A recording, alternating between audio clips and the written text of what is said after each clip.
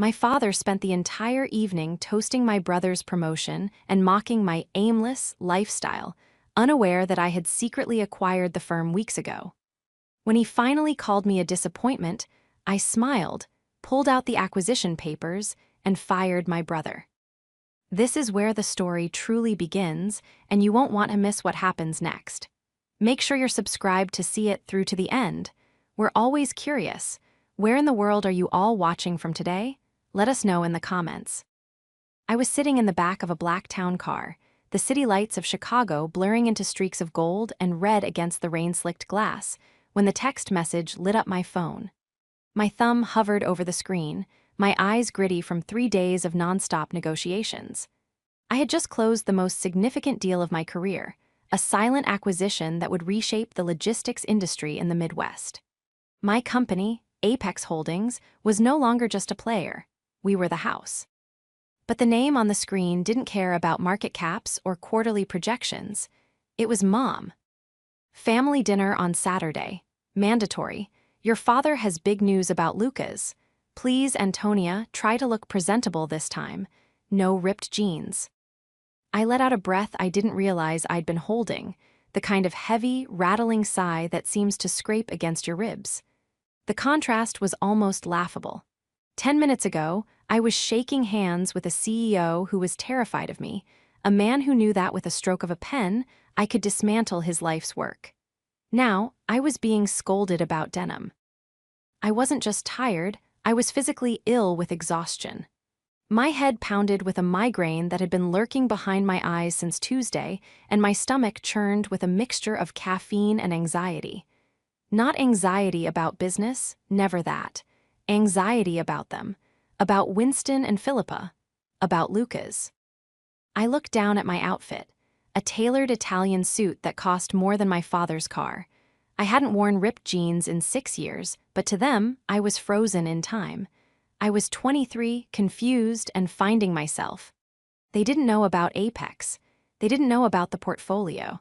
They didn't know that the freelance consulting I told them about was actually corporate restructuring for Fortune 500s. I typed back a simple, "I'll be there." The car slowed as we approached my building, the doorman stepping out with an umbrella. I didn't move immediately. I stared at the phone, feeling that familiar, cold pit opening in my stomach. It wasn't just a dinner. It was a summons to court where the verdict had already been read. Lucas was the hero. I was the cautionary tale. I swiped to my calendar. Saturday. The same day the acquisition of Vanguard Logistics was set to be finalized internally. I paused, a strange, cold smile touching my lips. Vanguard Logistics. That was where Lucas worked. That was the big news. I leaned my head back against the leather seat, closing my eyes as the migraine pulsed. They wanted to celebrate Lucas's ascent? Fine. We would celebrate, but they had no idea that the ladder he was climbing was one I now owned. The betrayal of their indifference had always stung, but this time, it felt different. This time, I held the cards. As the car door opened and the cold wind hit my face, I whispered to the empty street, "Let's see who's laughing by dessert." The silence of the apartment didn't comfort me. It just echoed the truth I'd been avoiding. Their validation was the one thing I couldn't buy, and the one thing that could still hurt me more than any market crash. The drive to my parents' house in the suburbs always felt like time travel, but in the worst possible way.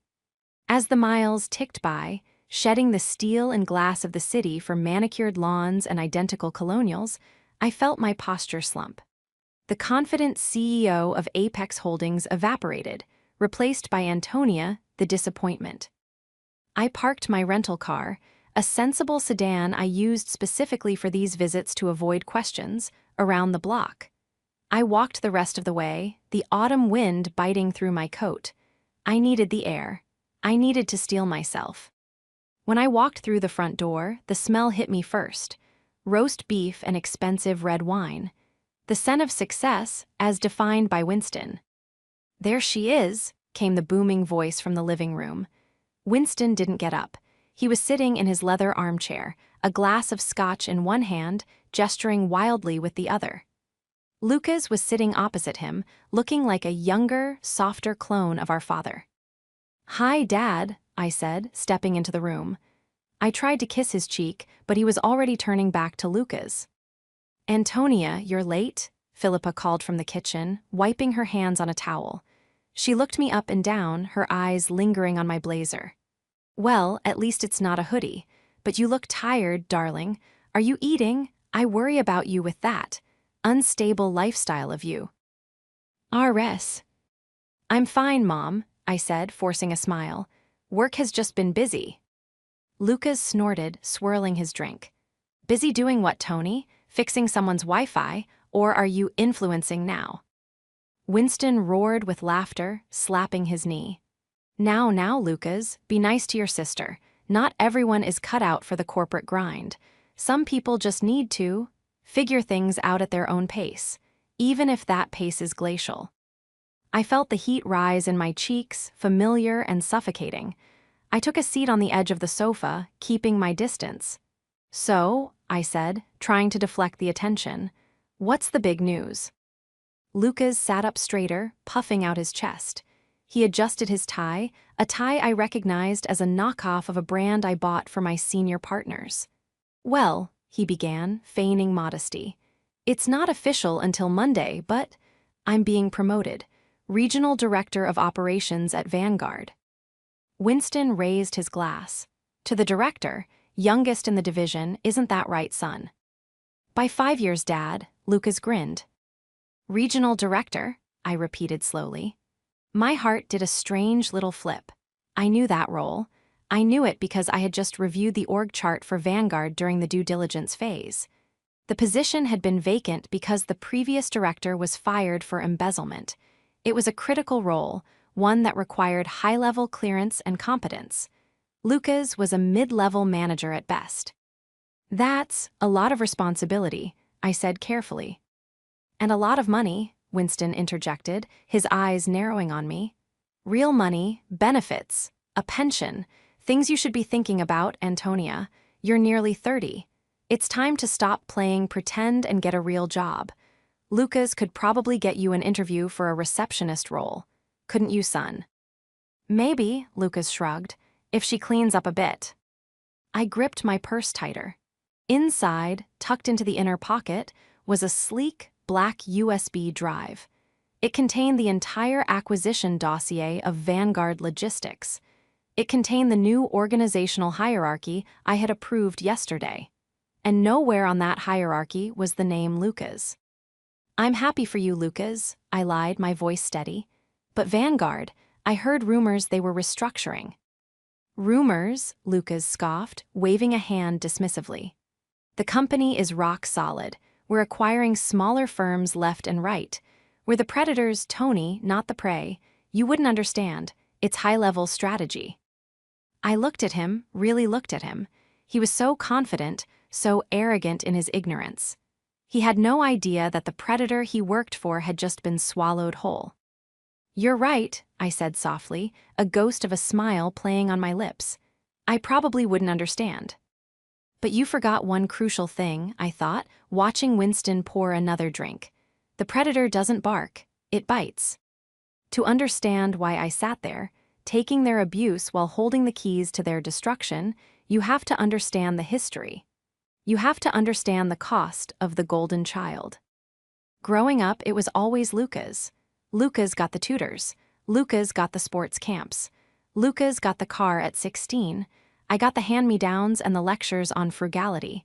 When I wanted to go to a specialized business program in New York, Winston laughed. "Why waste the money?" he had said. "You'll just get married and quit anyway. Lucas needs the MBA." So I did it myself. I worked 3 jobs. I took out loans. I ate ramen noodles in a studio apartment the size of a closet while Lucas was partying on Dad's credit card at a state school. When I started Apex, I did it with nothing but grit and a terrifying amount of debt. I missed holidays because I was working. I missed birthdays because I couldn't afford the flight. And they interpreted my absence as failure. They interpreted my silence as shame. Back in the living room, the air was thick with self-congratulation. Winston was in his element. He wasn't just a father, he was the architect of Lucas's success, and he wanted everyone to know it. Winston was a man who measured worth in titles and square footage. He was a mid-level executive himself, a man who had plateaued 20 years ago and spent the rest of his career bitter about it. He lived vicariously through Lucas, pushing him, molding him, and funding him. "You know," Winston said, leaning forward, his eyes fixing on me with that predatory glint I hated. "I was talking to the Johnsons yesterday. Their daughter just made partner at her law firm. She bought a house in the hills. Beautiful place." "That's nice," I murmured. "It is nice," Winston snapped. "It's respectable. Tell me, Antonia, are you still living in that? What do you call it, that shared space?" "I have my own place, Dad. I didn't mention it was a penthouse overlooking the lake." "Renting," he spat the word like a curse. "Throwing money away. Lucas is looking at properties in Oakbrook, estate lots, he's building equity." "I'm act." "Yulie looking at a boat too," Lucas added, winking at Philippa. "Something for the weekends." Winston nodded approvingly. "See, assets, wealth generation, that's what a man does, he provides, he builds." He turned back to me, his voice dropping to a faux whisper, dripping with condescension.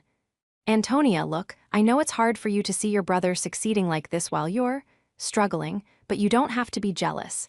If you need money for rent again, just ask. We can set up a payment plan. I don't want you on the street." I hadn't asked for money since I was 18. "I don't need money, Dad."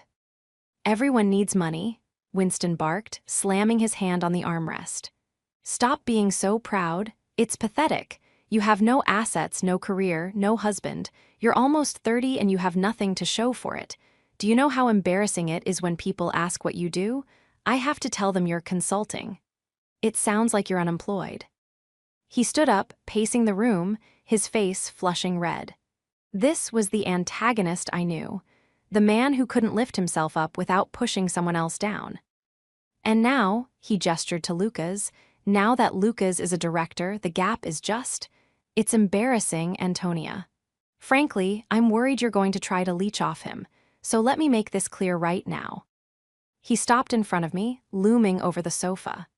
"Lucas's money is his. You are not to ask him for loans. You are not to guilt him into paying your bills. He has a reputation to maintain, and he can't have his deadbeat sister dragging him down." I felt a cold calm wash over me. It was the same calm I felt before a hostile takeover. The emotional part of me, the daughter who wanted his love, quietly stepped back, and the CEO stepped forward. "I have no intention of taking Lucas's money," I said, my voice dangerously even. "Good," Winston sneered, "because he's going to be a very powerful man. Vanguard is the future, and you're just figuring life out." He turned his back on me to refill his drink. "Let's go to the dining room. I bought a bottle of Dom Perignon. Too good for a regular Saturday, but perfect for a director." I stood up, smoothing the front of my blazer. I looked at Lucas, who was smirking at me, enjoying the show. He really thought he had won. He really thought he was the powerful one in the room. I walked toward the dining room, my hand brushing against my bag where the USB drive sat. They wanted to talk about Vanguard?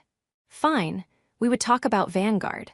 I had a few questions for the new regional director about the company's Q3 compliance audit. I checked my watch. 6:30 p.m. My CFO, David, would be sending the final confirmation email in 30 minutes. The timer had started. The dining room was a shrine to Winston's ego. The walls were painted a deep, suffocating burgundy, adorned with framed certificates of his past sales achievements from the late 90s and photos of Lucas playing varsity football. There were no photos of me. The table was set with the good china, white porcelain with gold rims that we were forbidden from touching as children. I took my seat across from Lucas. He was already loosening his tie, his face flushed with the first glass of wine. Winston sat at the head of the table, carving the roast beef with a surgical precision that felt more aggressive than culinary. "Rare for the men," Winston declared, slapping a bloody slice onto Lucas's plate. He looked at me, his lip curling slightly. And for you, Antonia, I assume you're still doing that. What was it? Vegan thing. I'm not vegan, Dad. I just prefer medium, I said, unfolding my napkin. Picky, he muttered, dropping a smaller, overcooked end piece onto my plate. Beggars can't be choosers. I stared at the gray meat. Beggars. The irony was sharp enough to cut glass. In my pocket, my phone buzzed against my thigh. It was a single vibration, the priority notification signal I had set up for David, my CFO. So, Winston boomed, pouring a heavy glug of Cabernet into his glass. Tell us about the new office, Lucas. Corner suite, view of the river. Lucas took a large bite of potatoes, chewing with his mouth slightly open. Oh, you know, it's huge, top floor. They're renovating it for me next week. I told them I wanted mahogany, not that cheap laminate stuff. Good man, Winston nodded vigorously. Executive presence. You have to demand the best to be the best. Antonia, are you listening? This is how business works. You don't get what you deserve, you get what you negotiate. I'm listening, I said quietly. My mind, however, was racing. Top floor. I knew the floor plans of the Vanguard building better than I knew my own apartment. I had spent the last 3 weeks analyzing their lease agreements. The top floor of the Vanguard building wasn't executive suites. It was the server room and the HVAC maintenance storage. The executive suites were on the 14th floor. Something was wrong. And the team, I asked, keeping my voice casual, how many direct reports will you have? Lucas hesitated just for a fraction of a second. He took a sip of wine to cover it. About 50, give or take, we're restructuring. 50, I repeated. That's a significant headcount for a regional director. Usually, that level manages managers, not individual contributors. Who's your VP? Lucas frowned, setting his glass down a little too hard. Why the 20 questions, Tony? You trying to learn something? Maybe write a blog post about it. Winston chuckled. She's just curious, son. It's not every day she sits at a table with a real leader. I'm just interested, I said, cutting a piece of the dry beef. It sounds like a massive opportunity. It is, Lucas snapped. My VP is Greg Miller. My internal alarm bells turned into a siren. Greg Miller. I knew that name. I had seen it on a terminate for cause list provided by the external auditors on Thursday. Greg Miller hadn't just been fired, he was being investigated for kickbacks involving vendor contracts. If Lucas was hitching his wagon to Miller, or if Miller had promised this promotion as a parting gift. Excuse me, I said, standing up abruptly. I need to use the restroom. Don't take too long, Philippa chirped from her end of the table. We're doing the toast in 10 minutes. I walked out of the dining room, feeling their eyes on my back. As soon as I rounded the corner into the hallway, I sprinted silently to the guest bathroom and locked the door. I pulled out my phone. The screen was bright in the dim room. David, CFO, transfer complete. Escrow released. You are officially the owner of Vanguard Logistics as of 6:01 p.m. EST. Congratulations, boss. I didn't smile. I typed back rapidly. Me need immediate verify. Personnel file, Luca's last name. Verify promotion to regional director authorized by Greg Miller. Check status of Miller. I watched the 3 dots dance on the screen. I looked at myself in the mirror. My face was pale, my eyes wide. I looked like the scared daughter they thought I was. I took a deep breath, smoothing my hair. You are the shark, I told my reflection. You are the one who eats the competition. The phone buzzed. David, Miller was termed effective yesterday. Cause, fraud. He had no authorization to promote. HR logs show no change for Lucas. He is listed as Logistics Coordinator II. Also, flagged for review, Lucas's department is slated for dissolution on Monday due to redundancy. He's not getting promoted, Antonia. He's getting laid off. I stared at the text. The air left the room. It wasn't just a lie. It was a delusion. Lucas was sitting in there, drinking expensive wine, bragging about a mahogany office, and on Monday morning, his security badge wasn't even going to work. But why lie so boldly? Why claim a promotion when he was about to be fired? I scrolled down. David had sent a second screenshot. It was an interoffice email from Miller to Lucas, dated 3 days ago. "Don't worry about the performance review, kid. I'll sign the promotion letter before I head out. Just make sure that loan comes through for the investment we talked about. You help me, I help you." My stomach dropped. Loan. I unlocked the bathroom door. The pieces were clicking into place, forming a picture so ugly I almost didn't want to see it. Miller was scamming Lucas. He promised a fake promotion in exchange for, what? An investment? Money. I walked back down the hall. I wasn't just investigating anymore. I was building a murder case. When I returned to the table, the atmosphere had shifted from celebratory to conspiratorial. Winston was leaning in close to Lucas, his voice low and intense. "And once the paperwork clears on Tuesday, the equity will be liquid. We can move forward with the purchase," Winston was saying. I sat down, my movements deliberate. What purchase? They both jumped slightly. Winston sat back, looking annoyed at the interruption. "Adult business, Antonia. We're discussing financial strategy." "I thought we were celebrating a promotion," I said, picking up my wine glass. I didn't drink. I just swirled the red liquid, watching the legs run down the side of the crystal. "But it sounds like you're talking about spending money." "It's an investment," Lucas said, his voice a little too high. "Dad is helping me secure a position in a private equity buy-in. It's a sure thing. Greg, my VP, set it up. But I needed a guarantor for the initial capital since my salary bump doesn't hit until next month." The trap snapped shut. It was worse than I thought. The fired VP, Miller, was using Lucas to embezzle one last chunk of cash before fleeing. And Lucas, desperate for the glory, had dragged our father into it. "A guarantor," I repeated. "Dad, what did you sign?" Winston slammed his hand on the table. "That is none of your business. You come in here with your cheap suit and empty life, and you dare question me? I signed a collateral line against the house. Because I believe in my son, I believe in his future, unlike some people." "Against the house?" My voice rose, cracking the veneer of calm.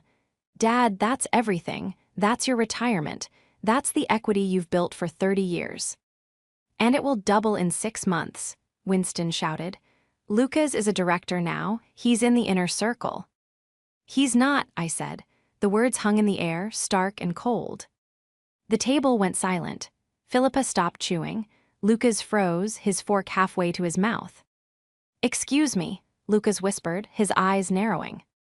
"You're not a director, Lucas," I said, keeping my eyes locked on his. "And you're not in the inner circle. You're being played." "How dare you?" Winston hissed, his face turning a dangerous shade of purple. "Jealousy is an ugly thing, Antonia, but lying, that's a new low." "I'm not lying," I said, pulling my phone out and unlocking it. "I'm trying to save you from financial ruin. Who is Greg Miller?" Lucas blinked. "I told you, he's my boss." "Greg Miller was fired on Thursday," I said, my voice steady, delivering the facts like bullet points. "He was escorted out of the building by security for vendor fraud. He didn't have the authority to promote you. The letter he gave you, it's worthless. It's not in the HR system." Lucas let out a harsh, nervous laugh. "You're crazy. You don't know what you're talking about. You don't even know anyone at Vanguard." "I know enough," I pressed. "I know that the investment he sold you is a scam. He's trying to get you to transfer cash to a shell account before he disappears. If Dad signed that loan and you transfer that money, it's gone. And the house goes with it." "Shut up," Lucas stood up, knocking his chair back. "You're just trying to ruin this for me. You can't stand that I'm successful. You can't stand that Dad is proud of me and ashamed of you." "I am ashamed," Winston roared, standing up to join him. He pointed a trembling finger at me. "You come into my house, eat my food, and spew these paranoid fantasies? You're toxic, Antonia. You're a toxic, bitter little girl." "I am telling you the truth," I insisted, gripping the edge of the table. Call HR, right now. Call the main line and ask for verification of employment for Greg Miller. I don't need to call anyone, Winston yelled. I trust my son. I trust the man who has actually achieved something. I don't trust you to walk the dog. Dad, please, I pleaded, dropping the CEO mask for a second, just the desperate daughter trying to save him from himself. The promotion isn't real.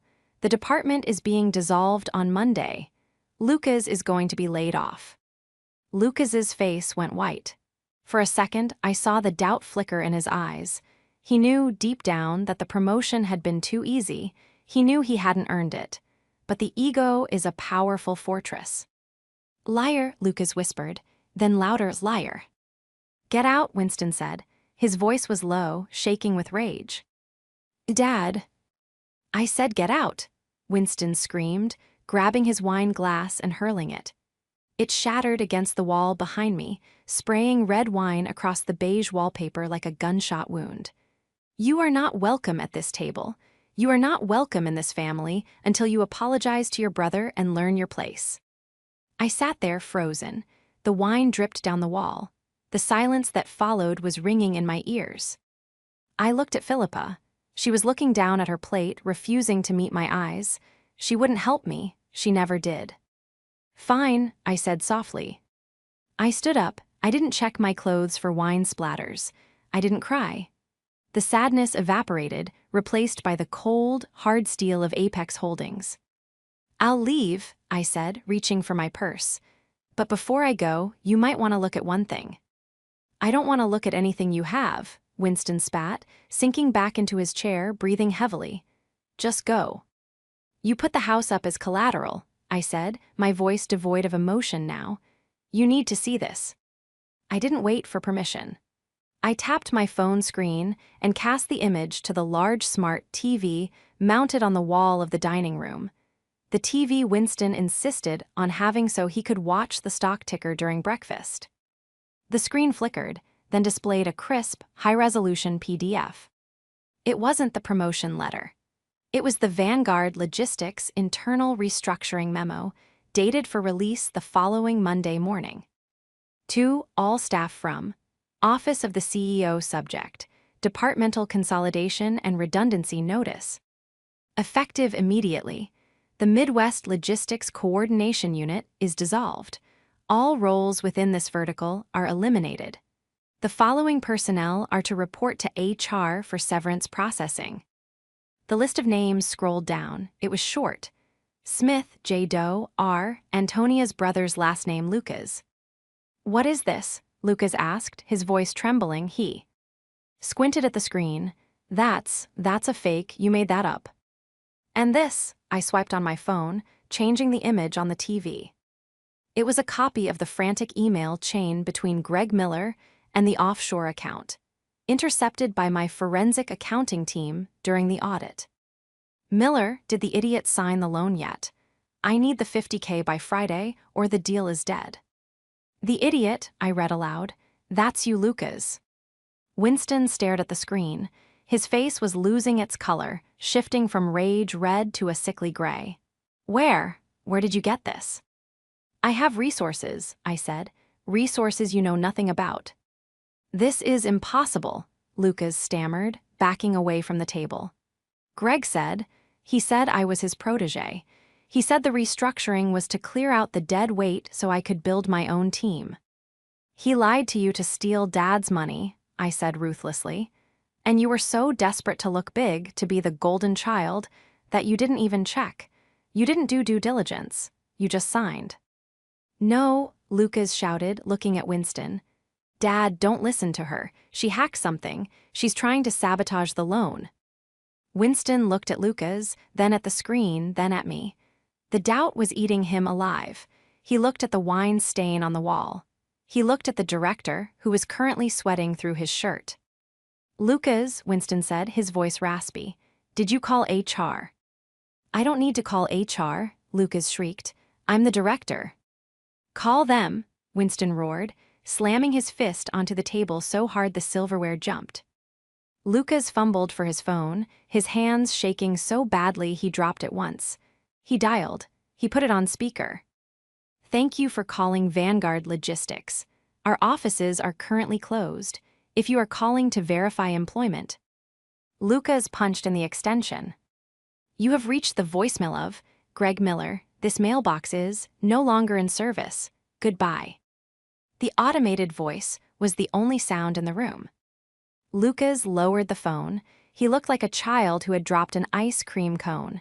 He must have changed his number because of the promotion. "He's in custody, Lucas," I said. "He was arrested at O'Hare Airport 3 hours ago." Winston put his head in his hands. "The loan," he whispered. "I signed it this morning. The wire transfer is scheduled for Monday at 9 a.m. "Cancel it," I said. "I can't," Winston looked up, his eyes hollow. "It's an irrevocable transfer, unless the bank flags it, or unless I have proof of fraud." "You have proof right there," I pointed to the TV. "But you need more than a screenshot. You need the company to verify it." "They're closed," Lucas yelled, tears streaming down his face now. "We can't get anyone until Monday. By then the money is gone." Winston looked at me, his eyes pleading for the first time in my life. The arrogance was gone. He was just an old man who had bet the farm on a horse with 3 legs. "Antonia, how do you have these emails? Who do you work for?" I stood there, the power dynamic shifting so violently it made the air crackle. They were terrified. They were ruined. And they were looking at the daughter they had called a failure to save them. I walked over to the table and picked up the bottle of Dom Perignon that Winston had bought for the celebration. It was unopened. "You asked me earlier what I do," I said, running my thumb over the foil label. "You said I was just figuring life out. You said I was playing pretend." I looked at Winston. "I don't work for Vanguard, Dad." I paused, letting the silence stretch until it was painful. "But I know exactly who does." "Who?" Winston breathed. I smiled, and it was the sharpest thing in the room. "Me." "You," Winston repeated, the word tumbling out of his mouth like a clumsy stone. He looked at me, then at the bottle of Dom Perignon in my hand, and then back at my face. He laughed, but it was a dry, brittle sound.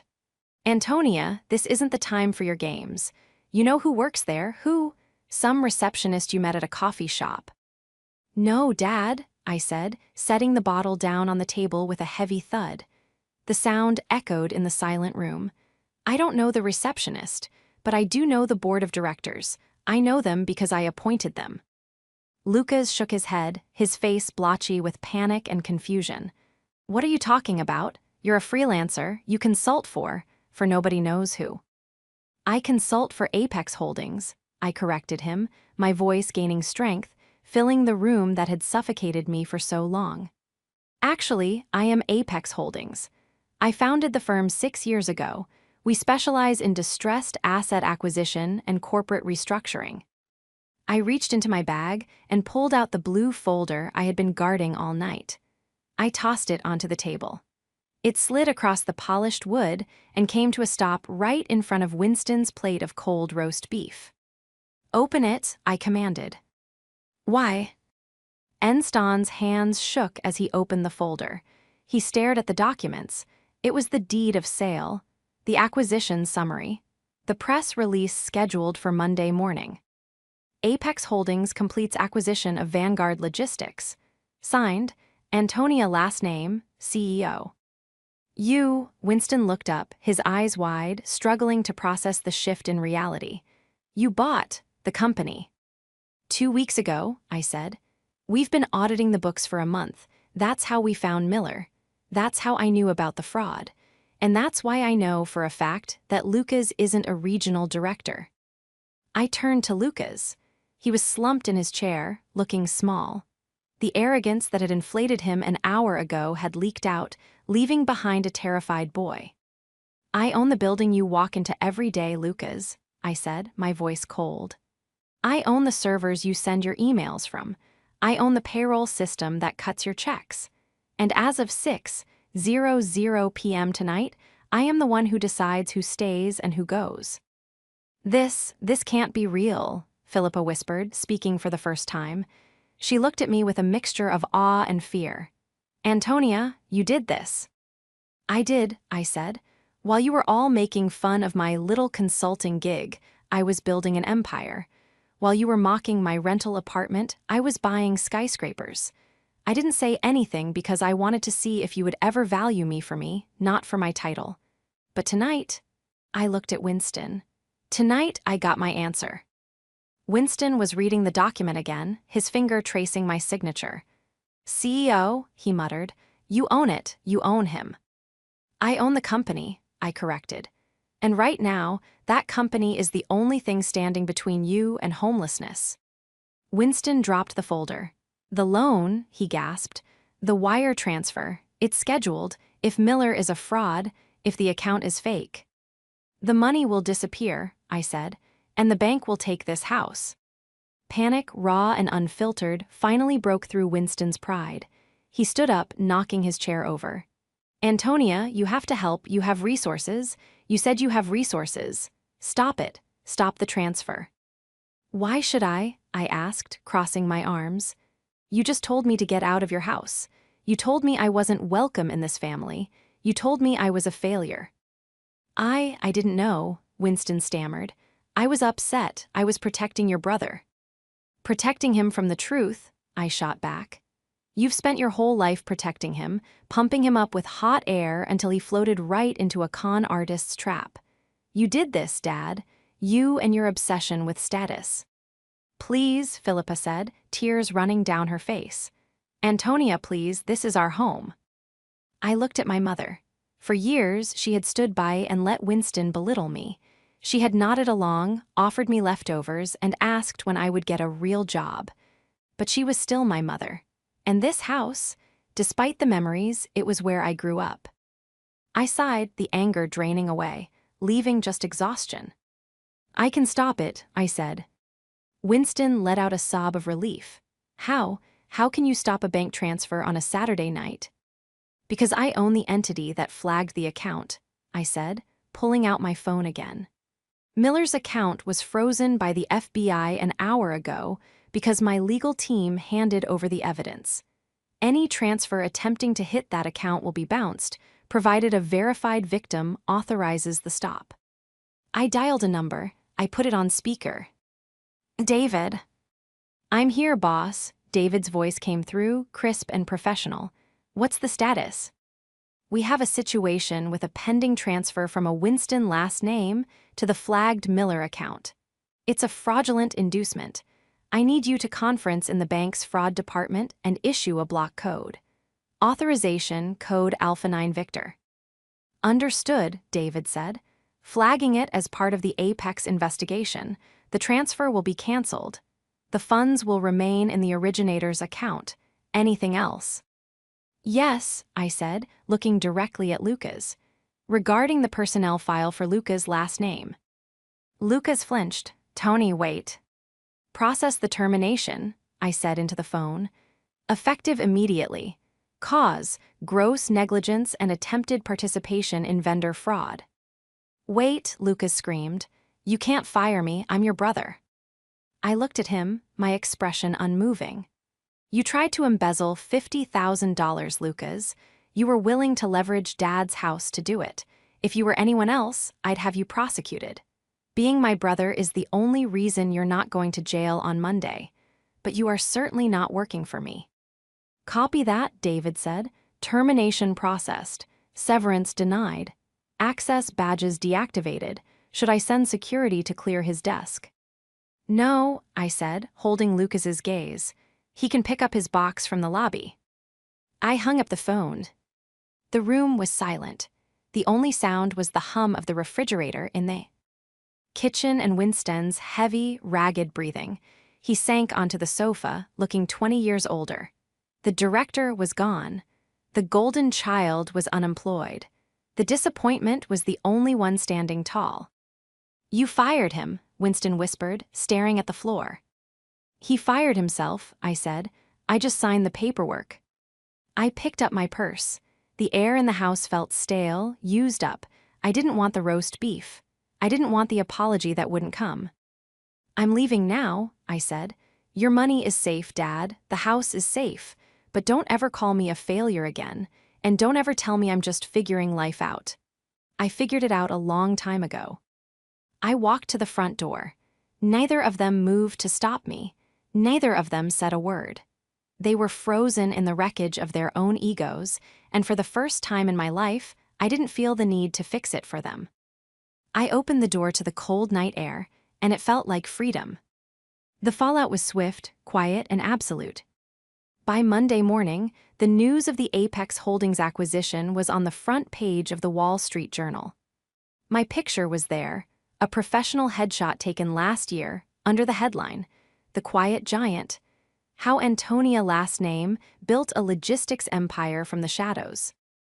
I sat in the corner office of Vanguard Logistics, the real executive suite on the 14th floor, not the server room Lucas had bragged about. The view was indeed spectacular. The Chicago River wound through the city like a steel ribbon, reflecting the gray sky. My assistant, a sharp young woman named Sarah, knocked on the door. "Ms. Last Name, there's Mr. Luca's last name in the lobby. He says he needs to speak with you. Security won't let him up." I turned my chair around. I had expected this. "Let him up," I said, "but have security escort him." 10 minutes later, Lucas stood in my doorway. He wasn't wearing his suit. He was wearing jeans and a windbreaker. He looked tired. He looked small. "Tony," he said, his voice cracking. "Antonia," I corrected gently. "Or Ms. Last Name, considering where we are."